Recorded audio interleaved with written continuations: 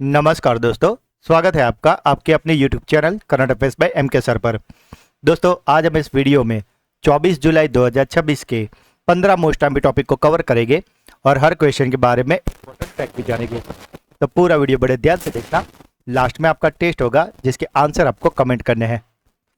साथ ही दोस्तों, अगर आप हमारे चैनल के वीडियो को डेली फॉलो करते हो तो आप कोई भी वनडे, स्टेट या कोई भी कॉम्पिटिटिव एग्जाम की तैयारी कर रहे हो उसमें आपको करंट अफेयर्स के रिगार्डिंग निश्चित फायदा होगा, क्योंकि हम यहाँ डेली, वीकली और मंथली रिवीजन भी करवाते हैं और हमारा वीडियो भी डेली 15 मिनट से भी कम समय का होता है। तो दोस्तों, अगर अभी तक चैनल को सब्सक्राइब नहीं किया तो प्लीज़ जल्दी से कर लीजिए। तो चलिए वीडियो स्टार्ट करते हैं। रानी लक्ष्मीबाई स्कूटी योजना के दिशा निर्देशों को किस राज्य सरकार ने मंजूरी दी है? तो दोस्तों, ये जो रानी लक्ष्मीबाई स्कूटी योजना है, इसके लिए दिशा निर्देश जिस राज्य सरकार ने दिया है वो है उत्तर प्रदेश। मुख्यमंत्री योगी आदित्यनाथ की अध्यक्षता में यूपी कैबिनेट ने 21 जुलाई 2026 को इसके दिशा निर्देशों को मंजूरी दी है। शैक्षणिक सत्र 2025-26 में जो भी स्नातक अंतिम वर्ष उत्तीर्ण करने वाली प्रत्येक कॉलेज के शीर्ष 5% मेधावी छात्रों को ये दी जाएगी। आवेदिका उत्तर प्रदेश की मूल निवासी होनी चाहिए और परिवार की वार्षिक आय 12 लाख रुपए से कम होनी चाहिए। इसके तहत चुनी गई लगभग 50,000 छात्रों को पेट्रोल से चलने वाली मुफ्त स्कूटी, हेलमेट, पंजीकरण, बीमा और 5 लीटर पेट्रोल भी दिया जाएगा। इस योजना के लिए 400 करोड़ रुपए का बजट तय किया है और दिव्यांग, शहीद के परिवार व निराश्रित छात्रों को इसमें विशेष प्राथमिकता दी जाएगी।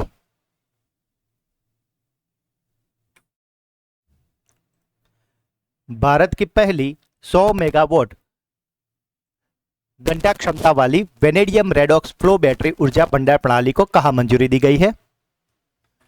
तो दोस्तों, ये जो 100 मेगावाट प्रति घंटा क्षमता वाली वेनेडियम रेडॉक्स फ्लो बैटरी है उसे मंजूरी दी गई है गुजरात में।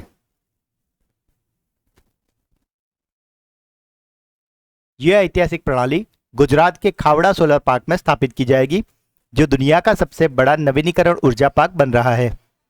इस परियोजना का ठेका एनटीपीसी रिन्यूएबल एनर्जी लिमिटेड द्वारा बोंडांडा इंजीनियरिंग लिमिटेड यानी कि ईपीसी कॉन्ट्रैक्टर और Delhi electric system private limited, जो कि तकनीकी भागीदार है, उनको दिया गया है। यह देश की पहली गैर लिथियम ग्रिड स्तरीय बैटरी ऊर्जा भंडारण प्रणाली है, जिसे 100% भारत में ही डिजाइन और निर्मित किया गया है। इस प्रणाली को वर्ष 2027 तक पूरी तरीके से चालू करने की योजना है, जिसके बाद यह लगातार 10 वर्षों तक ग्रिड स्थिरता बनाए रखने का कार्य करेगी। छात्रों और युवाओं को साइबर धोखाधड़ी और महिला सुरक्षा कानून के प्रति शिक्षित करने के लिए ऑपरेशन विधि पालक कहाँ शुरू किया गया है? तो दोस्तों, ये जो ऑपरेशन विधि पालक है इसे शुरू किया गया है बिहार में। नीति आयोग का नया मुख्य कार्यकारी अधिकारी यानी कि चीफ एग्जीक्यूटिव ऑफिसर किसे नियुक्त किया गया है? तो दोस्तों, नीति आयोग के नए सीईओ बन गए हैं अनुराग जैन। केंद्र सरकार की कैबिनेट नियुक्ति समिति ने अनुराग जैन को 2 वर्ष के कार्यकाल के लिए नीति आयोग का नया सीईओ नियुक्त किया है। अनुराग जैन की अगर बात करें तो वे मध्य प्रदेश कैडर के 1989 के बैच के आईएएस अधिकारी है।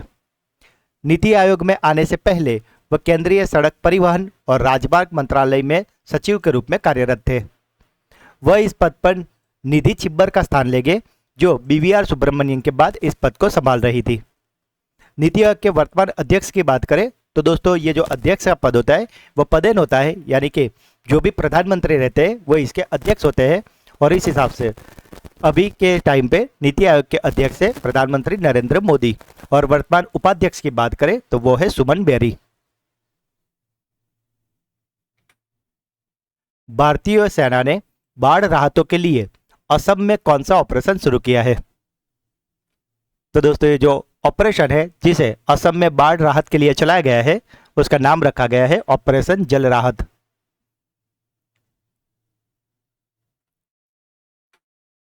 भारत का पहला एआई पावर्ड पक्षी अभ्यारण्य कहां स्थापित किया जाएगा? तो दोस्तों जो एआई पावर्ड पक्षी अभ्यारण्य है वो बनने वाला है महाराष्ट्र में। यह अनूठा भांडुप बर्ड पार्क मुंबई और नवी मुंबई के बीच में स्थित रामसल थर थाने क्रिक फ्लेमिंगो अभ्यारण्य में विकसित किया जाएगा। महाराष्ट्र सरकार ने जिला योजना समिति के विशेष कोष से इस महत्वाकांक्षी परियोजना के लिए 45 करोड़ रुपए की प्रशासनिक मंजूरी भी दे दी है। अभ्यारण्य के लगभग 1.5 किलोमीटर के दायरे में एआई आधारित स्मार्ट कैमरे और ट्रैकिंग सिस्टम लगाए जाएंगे जो पक्षियों की रियल टाइम निगरानी करेंगे। मशीन लर्निंग टूल की मदद से यह प्रणाली पक्षियों की प्रजातियों की स्वचालित पहचान, उनकी आवाज और प्रवासन पैटर्न का सटीक डिजिटल विश्लेषण भी करेगी। करीब 20.09 हेक्टेयर क्षेत्र में फैले इस पार्क में 2.16 किलोमीटर लंबा mangrove nature trail, bird watching deck और मल्टी लेवल वॉच टावर भी बनाए जाएंगे।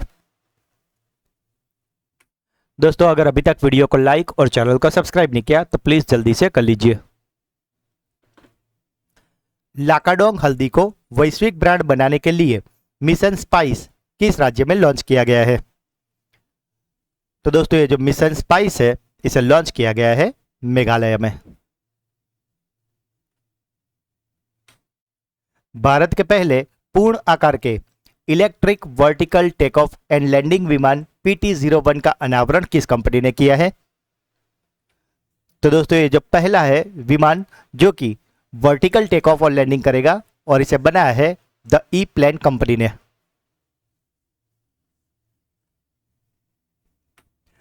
इसका अनावरण 22 जुलाई 2026 को तमिलनाडु के चेन्नई में किया गया। यह भारत में शहरी परिवहन के क्षेत्र में एक क्रांतिकारी कदम है। यह 2 सीटर विमान है जो 150 से लेकर 200 किलोमीटर प्रति घंटे की क्रूजिंग गति से उड़ सकता है और इसकी रेंज 200 किलोमीटर तक की है।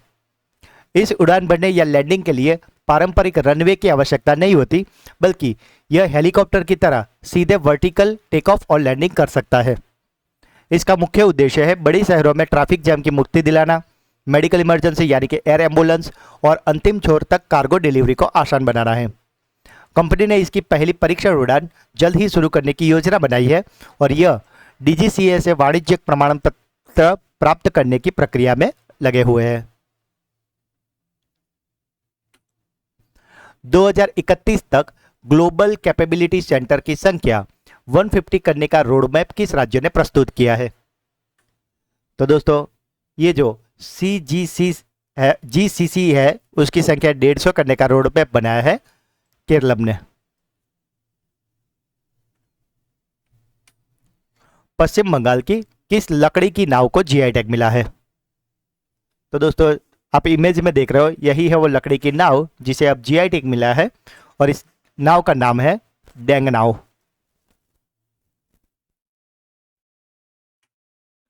साथ ही दोस्तों जून मंथ का मंथली करंट अफेयर्स जिसमें हमने जून मंथ के मोस्ट टाइम पे 200 MCQ करवाए हैं, तो अगर अभी तक आपने वो वीडियो नहीं देखा तो उसे आप अवश्य देख लेना ताकि जून मंथ के मंथली करंट अफेयर्स रिगार्डिंग आपको और कुछ भी देखने की जरूरत न रहे। और अगर आपको अगले किसी भी मंथ के ऐसे मंथली वीडियो चाहिए तो सभी हमारे चैनल पर अवेलेबल है जिसमें हमने हर मंथ के ऐसे मोस्ट टाइम पे 200 MCQ कवर किए हैं।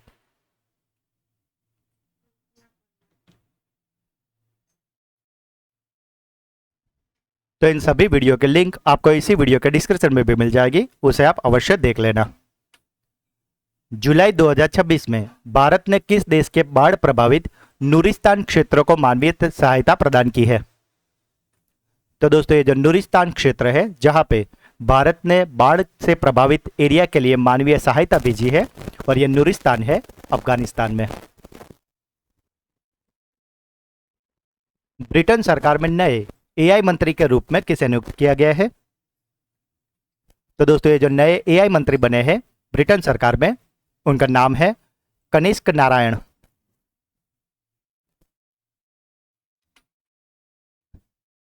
कनिष्क नारायण को 20 जुलाई 2026 को ब्रिटेन का AI मंत्री नियुक्त किया गया। इस नियुक्ति के साथ ही वह ब्रिटेन सरकार में AI नीति को पहली बार कैबिनेट स्तर का दर्जा मिला है। कनिष्क नारायण की अगर बात करें तो उनका जन्म भारत के बिहार के मुजफ्फरनगर में हुआ था और वह 12 वर्ष की आयु से अपने परिवार के साथ UK के वेल्स में चले गए थे। यह लेबर पार्टी के राजनेता है और 2024 में वेल और ग्लैमरगन सीट से सांसद चुने गए थे। वह वेल्स के पहले अश्वेत यानी कि अल्पसंख्यक सांसद भी है और उन्होंने दुनिया के प्रतिष्ठित ऑक्सफोर्ड यूनिवर्सिटी से स्नातक किया है और साथ ही अमेरिका की स्टैनफोर्ड यूनिवर्सिटी से एमबीए की डिग्री प्राप्त की है। एआई मंत्री के रूप में वे ब्रिटेन की एआई रणनीति को आगे बढ़ाने, एआई सुरक्षा संस्थान की देखरेख और सेमीकंडक्टर नवाचार को बढ़ावा देने का कार्य करेंगे। विश्व की दूसरी सबसे प्राचीन ज्ञात चट्टान पिछोर ऑर्बिकुलर ग्रेनाइट भारत में कहाँ मिली है? तो दोस्तों ये जो पिछोर ऑर्बिकुलर ग्रेनाइट है जो कि भारत की दूसरी सबसे पुरानी ज्ञात चट्टान है और वो मिली है मध्य प्रदेश में से। यह दुर्लभ चट्टान मध्य प्रदेश के शिवपुर जिले से कुटवाली गांव के पास से खोजी गई है और यह क्षेत्र प्राचीन बुंदेलखंड क्रेटोन का हिस्सा है। यूरेनियम लेड जिरकॉन डेटिंग तकनीक से इसकी उम्र 2.56 अरब वर्ष यानी कि 256 करोड़ साल आकी गई है। यह नियो आर्कियन युग की मानी जाती है। इसमें गोल आकार की संरचना है जो देखने में क्रिकेट के गेंद या पेड़ के छल्लों जैसी लगती है और इनका व्यास 30 यानी कि 30 सेंटीमीटर तक का है।